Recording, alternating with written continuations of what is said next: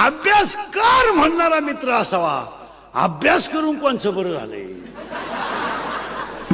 असा मित्र नसावा. तुम्हाला मोठ्याचं उदाहरण सांगतो, मोबाईल मध्ये घेऊन जा.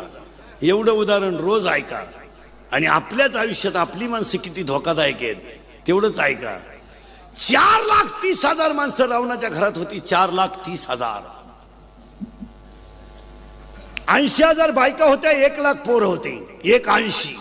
1,25,00,000 नातू होते. 3,05,000 आणि 1,25,00,000 पंत होते. 4,30,000. 4,30,000 माणसं रावणाच्या घरात होती महाराज. लंका सोन्याची होती त्याची. त्याचं किरकोळ श्रीमंत नव्हतं. पतसंस्था काढून श्रीमंत नव्हतं झालं. हा, ते घामानं श्रीमंत होतं. हे आपलं